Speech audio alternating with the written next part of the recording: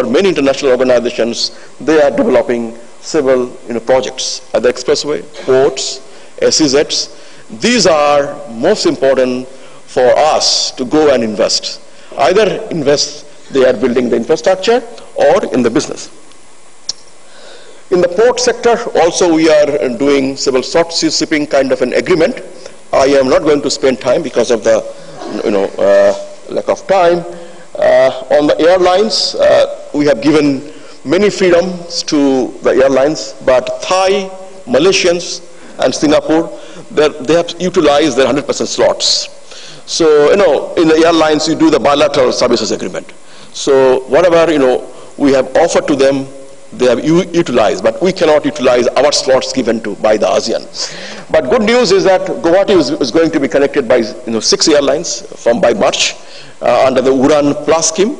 And Assam government, Chief Minister, has been very kind to contribute 100 crore in the Corpus Fund, which will going to give a subsidy to the airlines company like SpiceJet, Indigo, Air Asia, and Air India and Bangkok Airways to start from Guwahati to Kuala Lumpur, Bangkok, Dhaka, Yangon, and Singapore.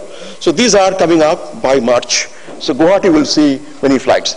So there are also projects on the digital side, some projects that we are doing in the BIMSTEC. We will spend some time later on what we are doing in the BIMSTEC. And I will end, I have taken most of my time. On the November 15th, we had the ASEAN-India Breakfast Summit, and Prime Ministers with why we call a breakfast. Because it's unique, because ASEAN countries cannot have 2 summits with its dialogue partner like India twice in a year. Because already we had a summit in January 25th. So, but it's a rare privilege they have extended to India to have. They have not extended similar privilege to anyone. It's only India. They had a second summit. And we had concluded many projects from the breakfast meeting. And there are many more. The good one, which I think that which is the ASEAN-India Renewable Energy Dialogue, somewhere setting up the university network. 2019 will be the tourism year. So there are several projects that we have concluded. Last but not the least is that I have presented you the present, the contemporary. What is the future? Because ASEAN, SAARC, BBI, and BIMSTEC, EAS, they will disappear slowly and slowly, or maybe faster space.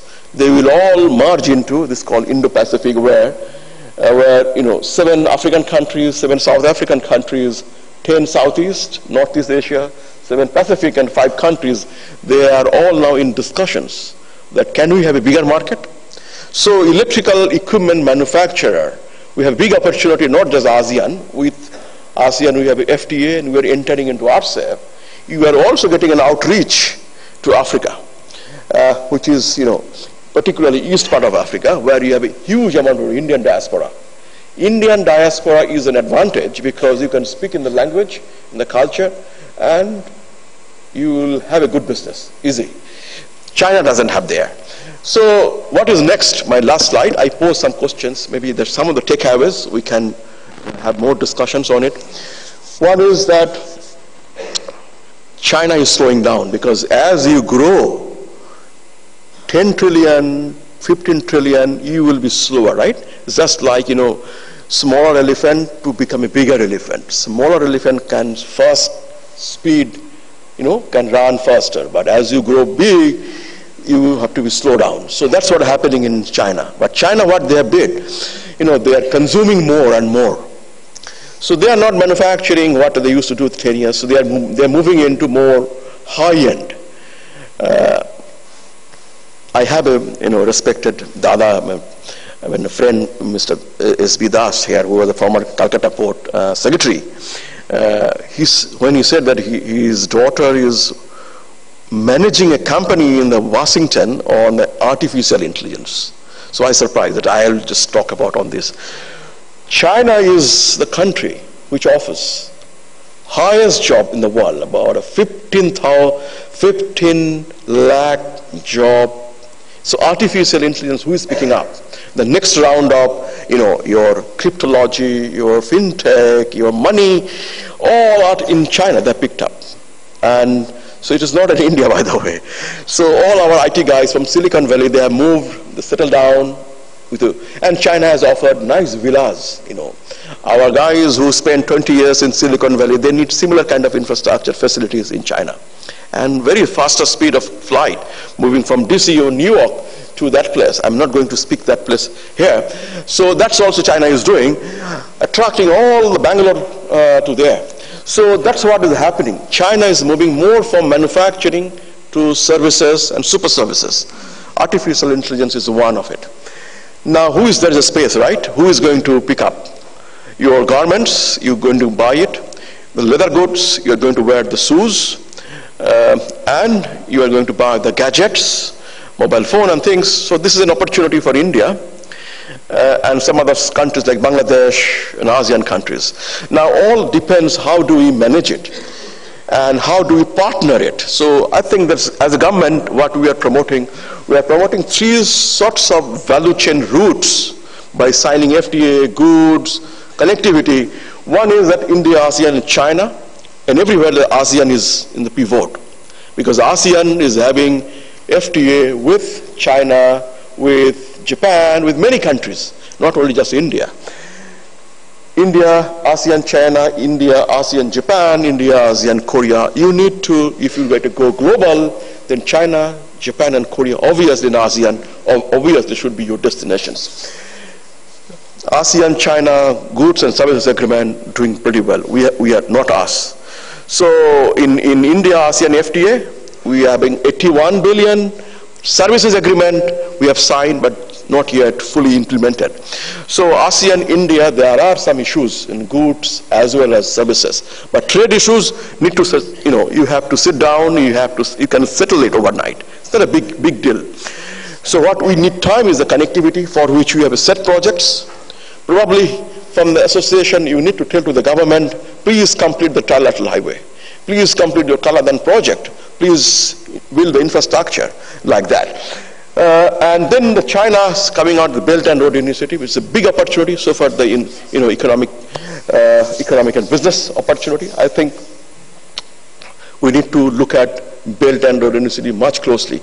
Indian Business Association yet to offer what they think about BRI. Very, they are, I think, why they have not come out.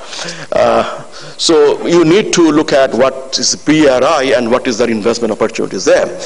But I think what Mao Zedong, he said that, look, China and India are the poor countries. And because Mao Zedong, I don't need to tell who is in when I'm in Calcutta. And they said the world will grow only when China and India, they will grow together. So this is in time that, China has to be very, very receptive to us. They need to give more market access to us. We have a huge deficit, China. They need to look at what we are doing, and if we are happy with that, then certainly it is, Panchsheel, it is a China-India bye-bye, and all those things come very much there. But even if China-India is not progressing, my honest conclusion would be that it is an ASEAN, the good market of 4 trillion. We have signed FTA in the goods, in services is coming up, and we have a set connectivity projects. And in ASEAN, you have a variations. You have a middle class in the Cambodia, Laos. Some countries like Vietnam, part of global FTA like CPTPP.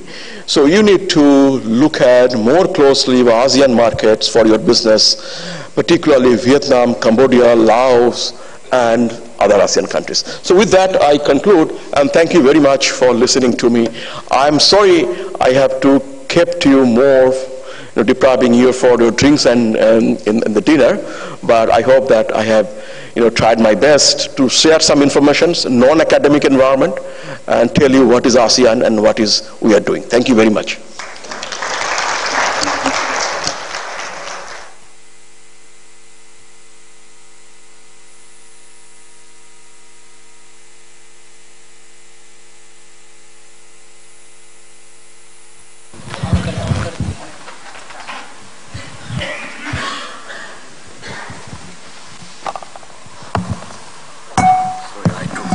No problem.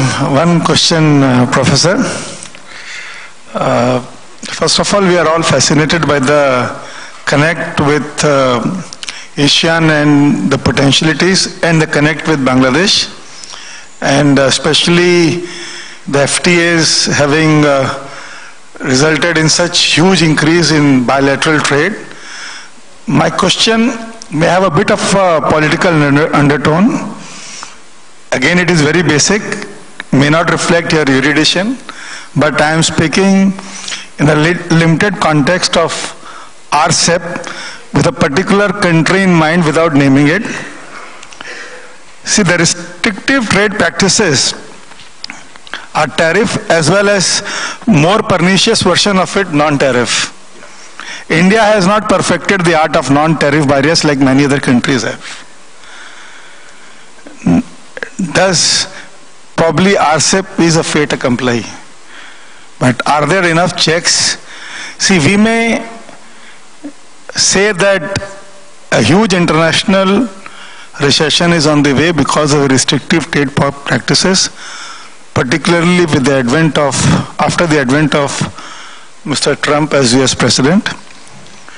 But at the same time, can we really ignore that? Is it the burden of one particular country to promote international trade when many other big players are not willing to play by the rules of the game, are not willing to respect the intellectual properties of the other countries?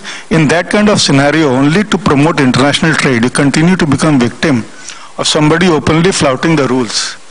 So how far you think that there are going to be checks, that although RCEP is a fait accompli, does not result in goods from a particular country getting dumped into India without any kind of tariff restriction, whereas theoretically your products will not have tariff restriction over there, but they simply will not go over there. As simple as that. So I would like to get some enlightened view of yours on that. And second question, little more general. ASEAN is a very good example where in 50 years they have been able to lift such broad swathe of humanity out of abject poverty into a middle income countries where the standard of living has become very high. What is the takeaway for India in that? And these are the two questions I have in mind, sir. Thank you. Two very, very important questions, and I think I will go by the last one. Easier one. The easier one, yes. The first one. See, in the last 40 years, the ASEAN, remarkably, they narrowed the gaps within themselves, like 5 countries. And how they did it? Because they realized that if they are all, ASEAN was actually created by the United States of America. In the post-World War, the US, they realized that I need to fix a colony for us. Because these present days colonies are different than what we used to be. So this ASEAN was set up, particularly Indonesia. So if you look closely with Indonesia in the post-independence, or Thailand, which used to know as Siam, so their institutions, their laws, rules are heavily influenced by the United States of America. So what we found that actually when the 5 countries, they came very close in terms, they have similarities in terms of trade, investment, laws, governance, that help to reach to the bottom of the people in terms of reaching out. Sometimes with a trade agreement, you are stuck at the South Bloc or at North Bloc or any offices, because of several other reasons. But ASEAN, I have seen that implementations much better in terms of compared to any other blocs. So as a result, people there, from many quarters, they got benefit out of the FTA, because they started with the Thailand in '63. That time I was not born, but I was told the '63 Thailand, what it is present in the Myanmar today. All they got basically the US GSP. GSP, the benefit that United States, they extended to Malaysia, to Thailand, to other countries, which helped them to export more to the US markets, in garments, in electrical, electronics, and they learn from exporting from the US, the standards, the trade practices, the rules, regulations. So that actually helped a lot with them. And then they realized that since we are exporting to US and the European Union, why not we do more exports among us? So that's what they set up this FTA, in 70s and 80s, and more into in the mid of 90s. So that's the way they have moved step by step, and they benefited a lot. But ASEAN is not, they have done everything. In the goods, still there are issues, because if you would like to cross the border, you have to be stopped at the border. You don't need a visa or anything if you are ASEAN, but if you are an exporter or an importer, if you are a Thai exporter, your goods to be stopped at the Malaysia border, then it has to be transported back to the Malaysian vehicle, then again back to the Singapore, then again, like that, it's fragmented. They're yet to come in. So they aim that these will be all disappear by 2025.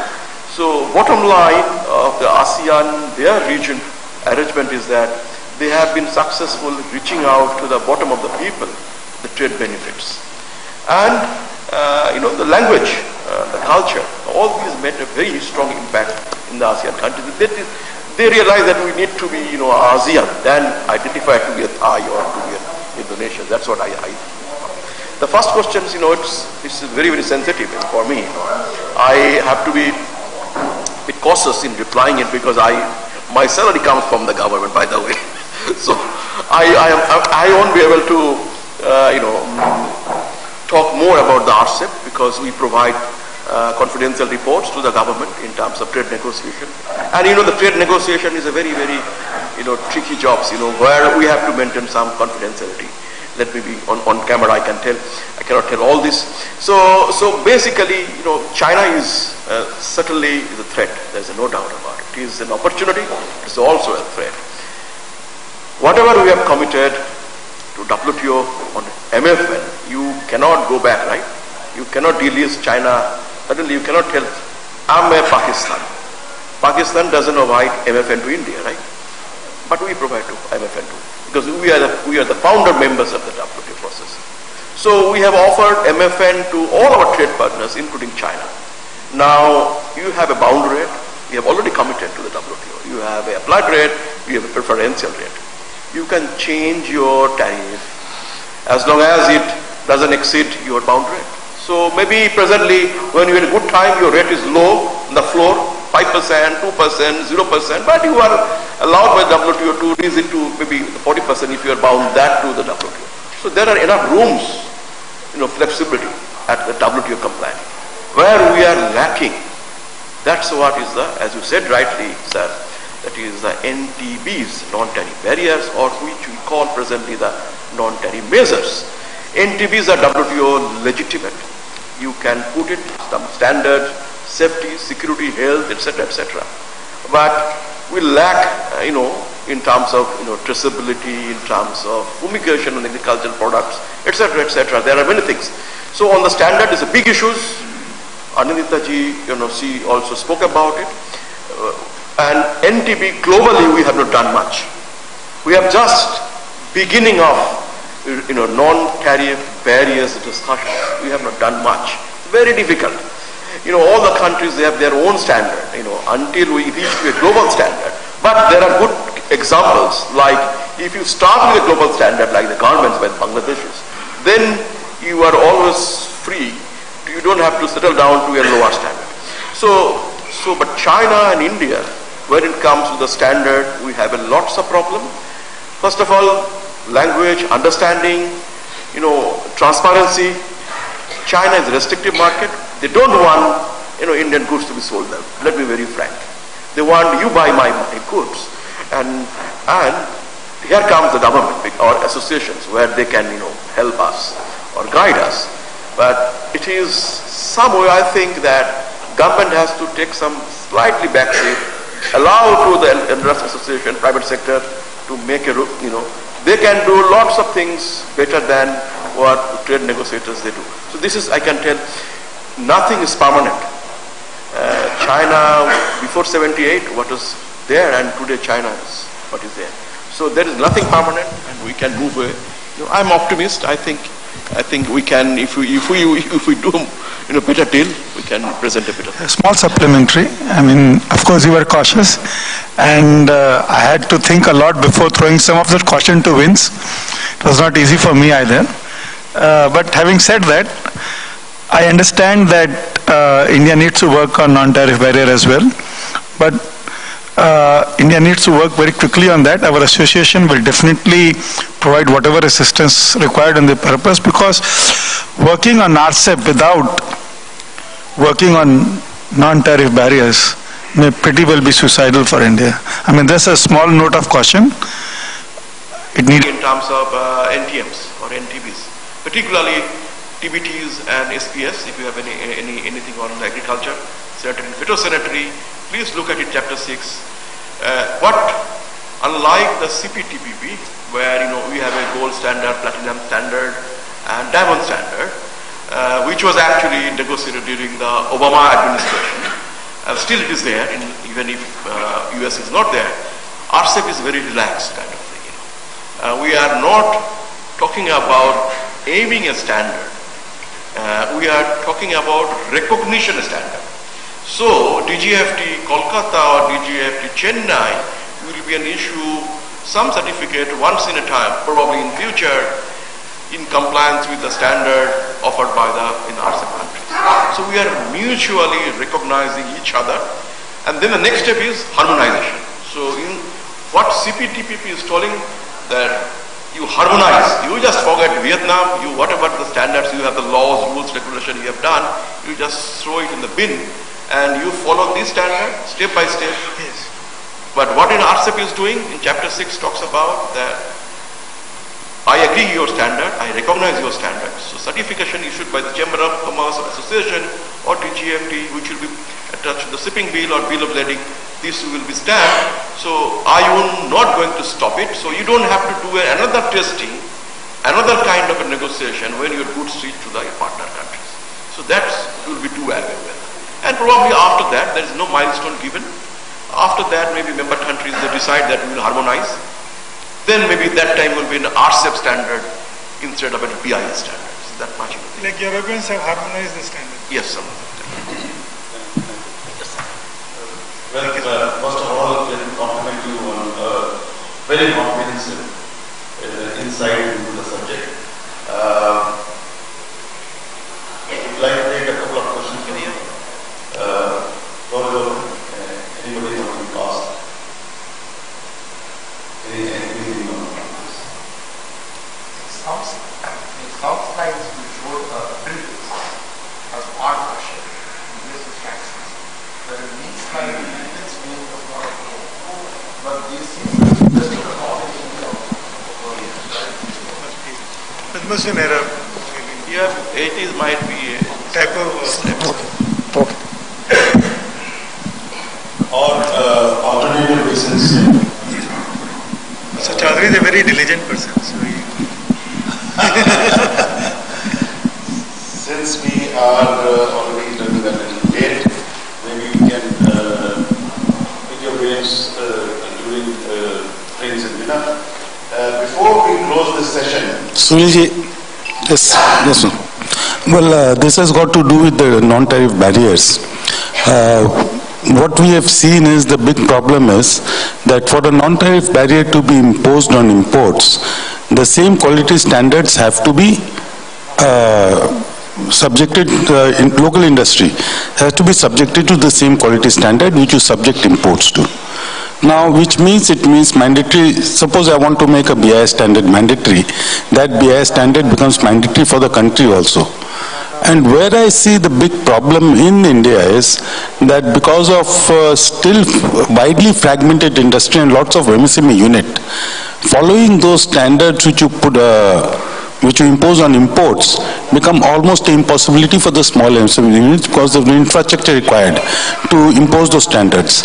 And once you do that, you are open to scrutiny and a lot of harassment by the quality enforcing agencies in the country itself, which becomes counterproductive.